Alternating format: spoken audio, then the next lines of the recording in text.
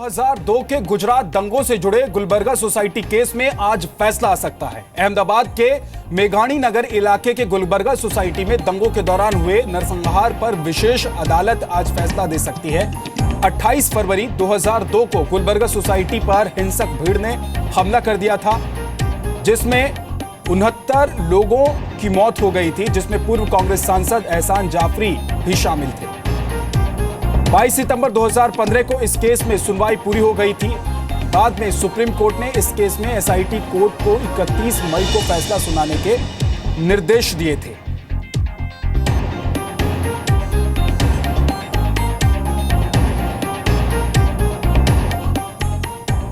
तो गुजरात के अहमदाबाद की गुलबर्ग सोसाइटी में 69 लोगों को नरसंहार जो हुआ था उस पर आज फैसला आ सकता है। पिछले 14 सालों से कई परिवार इस दिन का इंतजार कर रहे थे, लेकिन एक दशक से ज्यादा लंबे इंतजार के बाद आज इंसाफ मिल सकता है।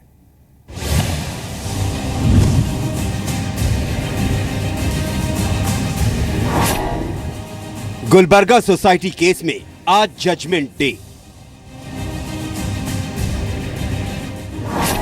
14 साल से चल रहा है मुकदमा। गुलबर्गा नरसंहार पर आज एसआईटी सुना सकती है फैसला।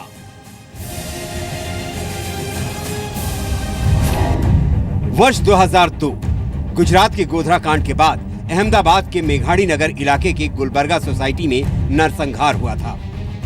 हिंसक भीड़ ने 69 लोगों को मौत के घाट उतार दिया था। पिछले 14 वर्षों से गुलबर्गा सोसाइटी नरसंहार में मारे गए लोगों के परिवार के लोग न्याय का इंतजार कर रहे हैं। उनकी उम्मीद अभी बाकी है। मुझे ऐसी उम्मीद है कि हमारे केस में भी सजा पड़ेगी और हमारी ऐसी आशा है कि गोधरा का जो जजमेंट हुआ है और जो गोधरा में 11 लोगों को फांसी दी गई है, उस तरह इस गुलबर्ग हत्याकांड में भी फांसी दे और आजीवन की सजा दे तो हम लोग को सेटिस्फेक्शन होगा। गुलबर्गा सोसाइटी नरसंहार में मारे गए 69 लोगों में कांग्रेस के पूर्व सांसद एहसान जाफरी भी शामिल थे। गुलबर्गा सोसाइटी नरसंहार पर एसआईटी कोर्ट आज फैसला दे सकती है। विशेष अदालत के न्यायाधीश पीबी देसाई आज फैसला सुना सकते हैं। अदालत में 22 सितंबर 2015 से 8 माह तक इस मामले की सुनवाई चली। मामले की निगरानी कर रहे सुप्रीम कोर्ट ने विशेष अदालत से 31 मई तक फैसला सुनाने को कहा था। गुलबर्गा सोसाइटी केस को समझने के लिए जरूरी है कि हम आपको 2002 में हुए गुजरात दंगों की पूरी जानकारी दें। 27 फरवरी 2002 को गुजरात के गोधरा में साबरमती एक्सप्रेस ट्रेन के S6 कोच में अयोध्या से आ रहे कार सेवकों को पेट्रोल छिड़ककर जिंदा जला दिया गया था, जिसमें 59 लोगों की मौत हो गई और पूरा गुजरात सांप्रदायिक हिंसा में जल उठा।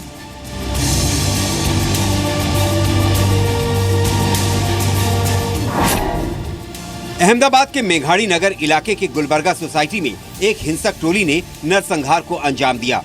उच्च मध्यम वर्गीय मुस्लिम परिवार की सोसाइटी के 69 लोगों की जलाकर हत्या कर दी गई।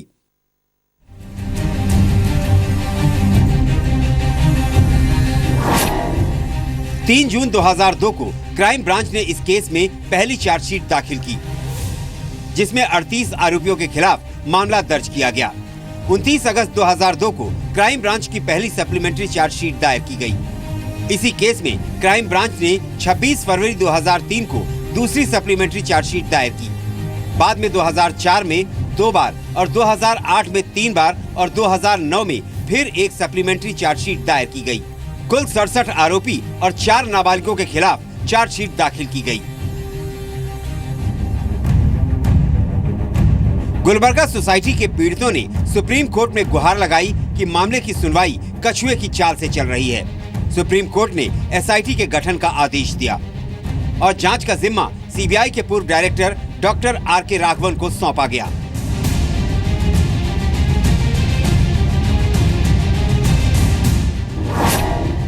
सुप्रीम कोर्ट के आदेश पर गठित एसआईटी ने गुलबर्गा सोसाइटी केस में 66 लोगों को गिरफ्तार किया। गिरफ्तार लोगों में 9 जमानत पर हैं, जबकि और बाकी 14 वर्ष से सलाखों के पीछे हैं। इस केस की सुनवाई के दौरान 511 गवाह थे, जिनमें से 340 गवाहों के एसआईटी ने बयान दर्ज किए और करीब 3000 दस्तावेज पेश किए गए।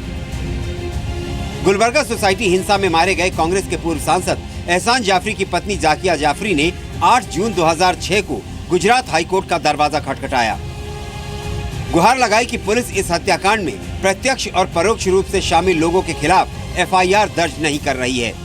जाकिया जाफरी गुजरात के तत्कालीन मुख्यमंत्री नरेंद्र मोदी, कुछ मंत्री और अधिकारियों के खिलाफ केस दर्ज करवाना चाहती थी।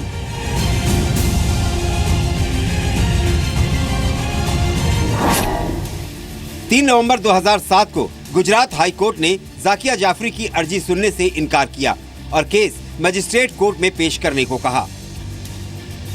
मार्च 2009 में सुप्रीम कोर्ट ने एसआईटी को आदेश दिया कि जाकिया जाफरी की अर्जी में जो आरोप लगाए गए हैं उस पर जांच हो, यानी मोदी, मंत्री और अधिकारियों के खिलाफ जांच हो।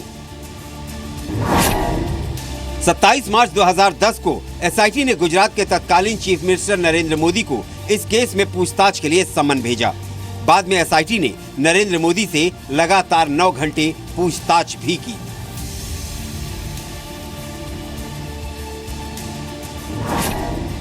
गहन जांच के बाद एसआईटी ने अप्रैल 2012 में तत्कालीन मुख्यमंत्री नरेंद्र मोदी को ये कहते हुए क्लीन चिट दे दी कि इस घटनाक्रम में नरेंद्र मोदी का कोई रोल नहीं था। गुलबर्गा सोसाइटी केस पर स्पेशल कोर्ट की सुनवाई पिछले वर्ष 22 सितंबर को पूरी हुई। स्पेशल कोर्ट ने सुप्रीम कोर्ट से 3 बार फैसला सुनाने के लिए मोहलत मांगी, क्योंकि मई 2010 में सुप्रीम कोर्ट ने इस पर स्टे लगा दिया था, जो फरवरी 2016 को हटाया गया। 25 मई 2016 को स्पेशल कोर्ट ने सभी आरोपियों और उनके वकीलों को आज कोर्ट में हाजिर रहने का आदेश दिया, यानी आज कोर्ट अपना फैसला सुना सकती है। केतन जोशी, जी मीडिया, अहमदाबाद। तो गुलबर्गा मामले में बचाव पक्ष के वकील वीआर वाजपेयी ने कहा है कि उन्हें कानून पर पूरा भरोसा है। तैयारी है, वी हैव गुड फेथ, तो अच्छा आएगा, उनमें न्याय मिलेगा, डेफिनेटली मिलेगा। जीडी नेता अली अनवर ने कहा है कि 14 साल से लोग इंसाफ का इंतजार कर रहे हैं और अब उन्हें इंसाफ मिलना चाहिए। आरजेडी नेता मनोज झा ने कहा है कि न्याय पीड़ितों के लिए मरहम की तरह है। सिद्धांत है कि जस्टिस डिलेड जस्टिस डिनाइड। इतनी देर हो जाती है कि उसका कोई मतलब नहीं रह जाता, लेकिन अब देखना है, ऐसे ही पहले बहुत हो चुका है। अगर आज सजा होती है तब तो ठीक है, अगर उन लोगों को सजा नहीं होती है तो न्याय व्यवस्था पर से भी लोगों का विश्वास उठ जाएगा। मैं समझता हूं कि न्यायालय सचमुच उन्होंने सारे साक्ष्य सबूत देखे होंगे और देर से ही अगर न्याय मिलता है तो कम से कम थोड़ा मरहम लगेगा। जो जख्म दिए गए हैं वो जख्म तो खैर नासूर बन चुके हैं, लेकिन थोड़ा मरहम लगेगा और उसकी आवश्यकता है। तो 14 साल का वक्त गुजर गया है और आज इंसाफ के लिए इंतजार कर रहे हैं लोग। अहमदाबाद से केतन जोशी मेरे सहयोगी जुड़ गए हैं और दिल्ली से महेश गुप्ता हमारे साथ जुड़ गए हैं। केतन, सबसे पहले आपके पास आते हैं, किस तरह से आज का दिन बड़ा है और इस दिन के लिए, इस इंसाफ के लिए लोग बरसों से इंतजार कर रहे हैं? जी बिल्कुल विद्या, देखिए 14 सालों से इस केस के ऊपर फैसला आने का इंतजार हो रहा है और आज जज ने, जो स्पेशल जज है कोर्ट के, उन्होंने कहा है कि आप सब आरोपी और फरियादी यहाँ पर हाजिर हो। मतलब कि आज फैसले की घड़ी आने वाली है और अभी हम यहाँ का अगर आपको नज़ारा बयां करें तो कह सकते हैं कि ज़्यादातर आरोपियों को यहाँ पर लाया गया है। फरियादी और बचाव पक्ष के वकील भी आ गए हैं। अब स्पेशल जज देसाई साहब है, थोड़ी देर में आएंगे और इस पर फैसले सुनाने से पहले शायद दलील भी होगी दोनों पक्षों से और फिर फैसला आने की पूरी उम्मीद है। यहाँ पर सुरक्षा का भी काफ़ी बड़ा इंतजाम किया गया है। यहाँ पर पुलिस को तैनात कर दिया गया है क्योंकि ये पूरी वारदात है वो गुजरात के रायोट्स के साथ जुड़ी हुई है। और जहाँ पर यह घटना घटी थी वो मेघाणी नगर के गुलबर्गा सोसाइटी में भी पुलिस को तैनात कर दिया गया है ताकि कोई हिंसक घटना आगे न घटे। और कुछ ही समय में फैसला आने की पूरी संभावना है। और यहाँ पर दलील भी थोड़ी देर में हमारे दाएं हाथ पर जो कोर्ट संकुल है वहाँ पर कुछ देर के बाद दोनों पक्षों के लिए जो दलील भी सुनाई जाएगी और उसके बाद जज है वो अपना फैसला सुनाएगा। तो 14 साल निर्धारित है कि केतन की कितने बजे तक फैसला आ जाएगा, ऐसा हम कह सकते हैं। जी, वक्त निर्धारित हुआ है कितने बजे तक फैसला आ जाएगा? देखिए, जो हमने यहाँ लोगों के से बात की तो देखिए कोई टाइम मुकर्रर नहीं किया गया है, लेकिन इतना ज़रूर कहा है कि पहले जज साहब फैसला सुनाने से पहले दोनों पक्षों को डिटेल से बताएंगे, उस पर एक आखिरी दलील भी होगी और उसके बाद वो अपना फैसला सुनाएंगे। तो करीब करीब 12 बजे या तो उनके बाद फैसला आने की संभावना है। बाकी कोर्ट के संकुल के अंदर आरोपियों को, बचाव पक्ष के वकील को और सभी आरोपियों को यहाँ पर लाया गया है और एक आध घंटे के अंदर फैसला आने की संभावना है। जी, अब बने रहिए। केतन, आपके पास आऊंगा। महेश गुप्ता दिल्ली से सुप्रीम कोर्ट से हमारे साथ जुड़े हुए हैं। महेश, 14 साल का वक्त निकल गया, सुप्रीम कोर्ट को सीधे सीधे हस्तक्षेप करना पड़ता है, आदेश देना पड़ता है कि आप 31 मई तक फैसला सुनाइए इस पूरे मामले में। 14 साल में अदालत में क्या हुआ और आज का दिन कैसे बढ़ा है, आपसे समझना चाहेंगे। देखिए, क्योंकि हम लोग ने सुप्रीम कोर्ट में इसके मामले की पूरी जो सुनवाई है उसको कवर किया है, तो ये जो गुजरात के दंगे हुए थे उसमें NHRC यानी कि राष्ट्रीय मानव अधिकार आयोग वो खुद पेटिशनर बना था। उसने खुद सुप्रीम कोर्ट में याचिका दायर की थी और कहा था कि जो दंगे हुए हैं उनकी निष्पक्ष जांच हो और निष्पक्ष जांच के साथ साथ जो उनकी अदालत में सुनवाई है वो भी बिल्कुल निष्पक्ष हो।